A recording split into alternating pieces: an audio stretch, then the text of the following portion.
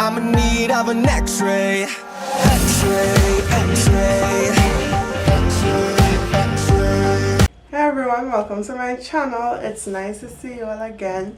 I wanted to make this video a little bit more laid back because I know in my last few videos it was kind of teachery or teacher-ish, where I came on and spoke to you about a little more serious topics, radiographic principles like, you know, how the tube works, the X-ray tube, how X-rays are created, MAS versus density, types of fractures, KVP and contrast, that kind of thing, right? So I know those topics were like really serious and not chill and laid back like the others, like how to prepare for a patient in the room, like more like chill topics that aren't too textbook, right? But today I wanted to come to you all and talk about a topic that has been weighing heavily on my mind, on my heart, and that is radiologic technology or radiography versus ultrasound. If you don't know, if you haven't been here before, my name is Donna and I am a radiographer, a radiologic technologist. I've almost been working for 1 year fully now, and I am also the creator of radiography.com, right, where I help take you from the classroom to the X-ray room with ease. So that's kind of how that goes. I come to you guys, talk about different topics, things for that students would know, because as a student there were things I wanted to know and nobody spoke about it at that time, right? But now I'm here and I thought, why not be the person I wanted to have on YouTube, to have online, you know, for other people, right? So in today's video I'm talking about ultrasound versus radiography or radiology, and the things that you must consider before you choose. Maybe you're watching this video because you are torn between the two and you're not really sure. With these two different facets of imaging, medical imaging, there are different things that you may or may not want for yourself personally. So today I'm going to discuss things based on my understanding, based on the general idea of what these things are, and let you all know how a typical workday is like as a radiographer versus a sonographer or a radiographer that does sonography, right? Because it's a little different. Yes, you're still in the hospital, but it's different, right? So let's get into that right now. So I plan to split this up into two, right? For the most part, I'm going to be talking about radiologic technology first, and then I'll get into ultrasound. When it comes to radiology or radiography, and I'll be using radiography for short, right? When it comes to that, we use X-rays, X-radiation. Of course, that's a whole different type of physics because we're looking at radiation and how it affects tissues, and as well as how it helps create the images that we see every day. With radiation, of course, there's a risk, but there are protocols in place that you would need to follow as a radiographer or radiologic technologist in order to safeguard yourself. There's a certain amount of dose that you're able to receive a year, and of course you should try to keep it way below that. But there are different protocols in place, safety procedures that you need to follow in order to protect yourself as well as your patients and all the other staff around you. With X-rays and with general radiography, which is basically just X-rays, we usually just use it when we want to see things like harder tissues like bone, or we're looking at bone versus softer tissue like fat and muscle and that kind of thing. X-ray or general radiography is usually used when you want to make an initial diagnosis. So every patient comes into the hospital complaining of belly pain, you don't send them straight for a CT image, right? Or you don't send a patient complaining of knee pain straight to MRI. No, because those are different types of modalities that require more in-depth study. Sometimes, most of the times, whatever is on the X-ray could simply be diagnosed with ease in comparison to carrying the patients for a higher modality, right? So that's where X-rays come in. So you get X-rays on various parts of the body as normal, right? And that's where we have the initial diagnosis. But typically we look at bone versus soft tissue, and we don't go too deep into like details on the pathology or the disease or the illness that we see, because then you would need another modality, imaging modality, in order to further diagnose the patient in detail. When you get into your x-ray program or your radiography program, you might think that you'll be able to do CT or MRI or all these other things right off the bat. But no, graduating from a Bachelor of Radiography degree or an associate or whatever the case is, you don't actually get to go into those higher or more in-depth modalities. You are just licensed as a general radiologic technologist or a general radiographer. Same thing. Right? It's only when you then get the opportunity to specialize, so you write an exam, licensing, cross-training, or official training, is when you'll be able to step up and really go up on the ladder in terms of your experience and just in general your career, right? That's the thing with radiography. It's really cool in that you can then specialize in many other modalities.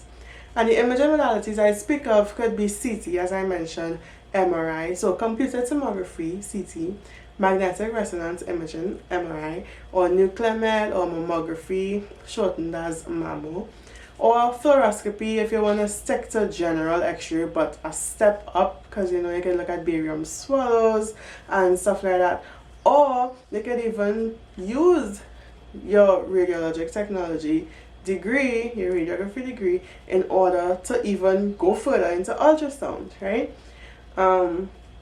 Nuclear med, there are other things, PET, CT, stuff like that, right? So x-ray kind of opens up the area of being able to delve into those other things. So if you do love x-rays and you want to further your studies in different medical imaging modalities, then choosing radiology technology is for you. Something that I knew of but I didn't pay too much attention to when getting into this was the shift hours. Because you know you're young and you're excited to start and you're interested in a career, but I mean, of course, you can choose a clinic that operates daylight shifts only, or you can make it known to your employer that, hey, I only want to do morning shifts, 7 a.m. to 3 p.m. or 8 a.m. to 4 p.m. And that's about working nights and evenings and that kind of thing.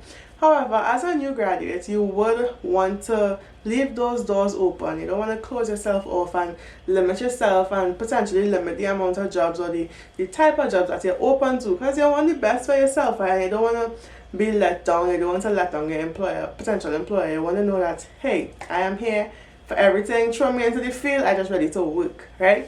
And that's understandable as a new student. However, it's only when you dive in, like with me, I realize how much work and energy goes into working shifts. Like this week, for example, today I'm off, right? I came home yesterday morning for my night shift. I worked, I think, what my last work day was, I came home Saturday morning, basically, right? So that was Friday. So, but okay, I can't remember the exact day that I worked, but I worked at 7 to 3, which is a morning, right? I was actually rostered to go theater, operating theater, so surgeries and that kind of thing, right? With the C-arm. So I did theater, right? That was that one day. The next day I actually had an evening shift, and the day after that I had an evening shift. So I worked 3 to 11. And then the next 2 days I worked 2 nights. So in that 1 week, in a 5-day period, I worked 1 morning, 2 evenings, and 2 nights, right? So that just goes to show, like, when you do the shift system, you don't necessarily get to get accustomed to waking up a certain time. Your body don't get to regulate doing, like, having a routine. So yeah, like, even the week before that, like, and that's the next thing, I don't necessarily get weekends. It's been a long time since I've gotten Saturday and Sunday off. This week I'm off Wednesday and Thursday off because I came home Wednesday morning, right? Next week would be different, and the next week would be different because I don't always work the same hours every day. So that's something you need to consider. The burnout is real.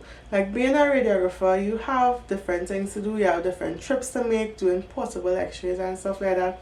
And the bigger the hospital you work at, the more dynamic the things you would have to do are. Sometimes you would be just in accident and emergency, or you would be in main radiology or pediatric x-ray, you know, or you'll be just floating around. One day you're here, the next day you're there in this department. It all depends.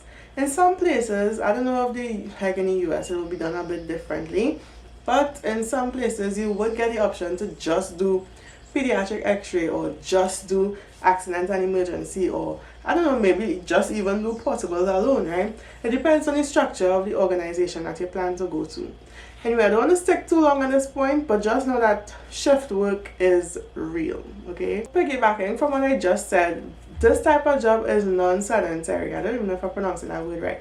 But basically, you're not just going to be sitting down whole day or staying in one place whole day.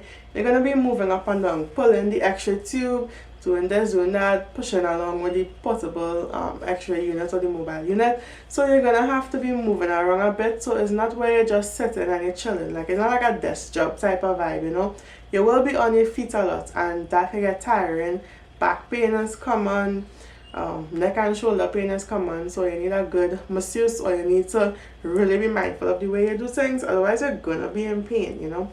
So not saying that that is the end all be all, like, no, there are ways to work around certain things, but just know that these things are real, they do exist. It's definitely more physically demanding than ultrasound, right?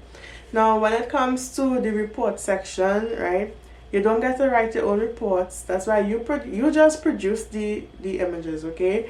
You produce the x-rays, and the radiologists and the doctors will look at them. So after you take the x-ray to the patient, that's it for you. In this field, we're either called radiographers, radiologic technologists, x-ray technologists. All of those are basically the same things. However, as a radiologic technologist, you don't just do x-rays. So x-ray technologist is a bit like way more specific because it's only x-rays, whereas radiologic technologist, you could specialize more. It all depends on the job spec. Different places might call it different things, but when it comes to doing general x-rays, it's all the same. Oh, when it comes to like opening your own clinic and stuff like that, right? Because this is something that I actually thought of when I wanted to pick the program. I thought that opening my own diagnostic like imaging center would have been, I know it wouldn't have been easy, but it would have been easily attainable, to call it, like if you put in the work. However, an x-ray tube is very, very, very, very expensive. And you have no idea. It's super, super expensive. Millions, right?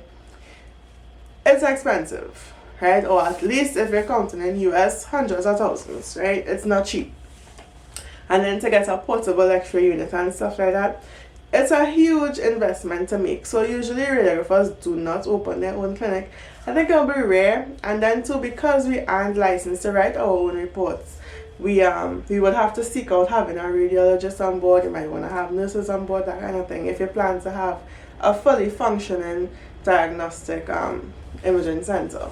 But you know, do with that as you will. Due to the varying like hours and being tired all the time and stuff like that, I think that radiography is definitely harder on the family or work-life balance. Like if you're a person, especially a young woman, and you're into and you want to be able to like be that nurturing person, and you plan to start a family and stuff like that, even if you're a guy, like it is demanding, you know. So you really have to learn how to make time for the things that matter. Of course, in this case, I'm referring to family life. It's not going to be easy, and it's up to you to then wonder, you know, if shift work is for you, or if you plan to get an employer that only wants to have you for set hours during the day. Like, you need to make those things clear, because it's not easy, and it will make things difficult when it comes to settling down, like married life and stuff like that. It's fast-paced. I mean, any job could really be like that. So I don't want to make it seem as though with radiography it's so impossible, because it's definitely possible, right? But it will weigh a little more heavier based on if you work in shift work and stuff like that. And finding time to do things for yourself, you know, it's not easy. So those are just some things to consider when it comes to radiology. Having said that, now I want to go into ultrasound, right? Ultrasound. So with ultrasound, as the name suggests, you're using sound waves in order to form your images. So there's no radiation involved, and therefore it is way safer, right? Way safer. You're using an ultrasound probe instead of the x-ray tube, right? And yeah, with ultrasound we focus more on soft tissue, so you're not gonna be getting into ultrasound to look at bone, right? You're looking at soft tissues, you're looking at vessels, motion, that kind of thing. So we see how with x-rays we have the option to specialize in different imaging modalities like MRI and CT and nuclear medicine and all of that.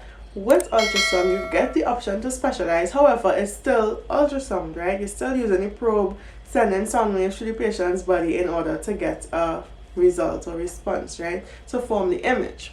Now with ultrasound you get to specialize with different body parts. So you will do your general ultrasound exam, which is your sonography principles and instrumentation exam, or the SPI or physics exam, right? And after you do that, you then get to specialize in various parts of your body, like breast imaging, breast ultrasound, cardiac, so you're looking at the heart, or if you want to look at musculoskeletal specifically, or vascular ultrasound, obstetrics and gynecology, or abdomen. So you have a lot of options there, or even pediatric. And of course you can specialize in all or a few or one. Is really up to you. The thing that I love most about ultrasound is that the hours are a bit more set and you have more freedom in terms of the hours that work for you, because you're typically working on 8 to 4, right? A lot of ultrasound procedures, for example, if you're looking like at the kidney, ureter, bladder, you would want the patient to have prepped for that exam. You would maybe want the bladder to be full at a certain point. So with ultrasound procedures, a lot of the time there would be patient prep, and all of that needs to be done in the morning. So majority of your patients will come in early in the day and then they will kind of dwindle down to the end. But I mean, for the most part, you'll have a set amount of patients from beginning to end because appointments are made, right? Unlike with X-ray, people kind of just walk in, like outpatients, inpatients. You never sure exactly when a certain patient is going to do an X-ray. But with ultrasound, you have set times and things so that the patients will come in to get their ultrasound. And of course, in this field, it's more sedentary. Like, you're going to be sitting a lot, you might be standing at the bedside, but you wouldn't be running up and down here, there, and everywhere. You will for the most part just be in the room chilling and sitting and scanning, so it's definitely less physically demanding in comparison to X-ray. When you're licensed as a sonographer, and this is where the difference lies, you get to write your own reports. So, and I kind of use any name, right? Diagnostic medical sonographer is the official name for a person that does ultrasound. So you're able to diagnose based on your findings, right? Of course, it's up to the doctor to then take your findings and relate that to the patient or further delve into that. But as a sonographer, you write your own reports based on what you see. And I think that's the kind of beauty in it too. Let me just talk about this quick first, right? Before I get into opening your own clinic and stuff like that. As a sonographer, there are different names you will have. For one, sonographer, ultrasonographer, diagnostic medical sonographer, or you can be a radiologic technologist that's specialized in sonography, right? So there are lots of options there. When it comes to opening your own job, you have a way easier time at doing so. For one, the ultrasound unit isn't as nowhere near expensive as the X-ray unit. You can open your own ultrasound suite or have your own mobile ultrasound practice or your private practice. It is more attainable, it is more cost friendly, and it's just more possible, and you can write your own report, so you don't necessarily have to bring a set of other people on board. So yeah, the startup cost is definitely more pleasing. And lastly, I just want to talk about the family life. Now, in my opinion, and you can take all of this that I'm saying with a grain of salt, but in my humble opinion, sonographers have it better. Like, yes, it still works, so there will be moments where you'll be stressed or tired, right? However, the fact that it's not as physically demanding makes it so much easier, and then too, you're not working at such a crazy hours. Yes, there may be bigger hospitals that have on-call sonographers, but that's as bad as it gets, right? For the most part, you'll work your set hours, your 9 to 5, your 8 to 4, your 7 to 3, or whatever it is your clinic does. And from then on, you can do as you please for the rest of the day, you know. You can dedicate the rest of your day to your family. You can set more flexible hours for you. Like, the stress is less. When you look at the physical, like the physical part of the fields, they vary so much, and that's why I am leaning more towards ultrasound now. In my basic first video, actually the first video of my channel, I actually spoke about a book, a registry workbook that I'm doing. I actually had stopped it because I wasn't finding an ultrasound school that was accepting international students, and it was so stressful, and it's still stressful because I only just decided, yes, I'm getting into ultrasound again, but I'm still like so because I'm still trying to find a school that works around like me, like being an international student and stuff like that. I would need to have certain qualities and characteristics, and for one, like the price needs to be decent, right? So if you all know of any ultrasound schools, or you know that your ultrasound school has or like includes international students, do comment the name of the school down below, because I am looking here, there and everywhere, okay? But yeah, thanks so much for watching this video. I hope that it was helpful. I definitely wish this video was around back then when I first started, or before I even started, as a matter of fact. So I hope that this video met you in a good time, and I will see you all in the next one. Don't forget to subscribe and give this video a thumbs up if it was a good discussion, if it was actually helpful to you. Thanks for watching. Bye.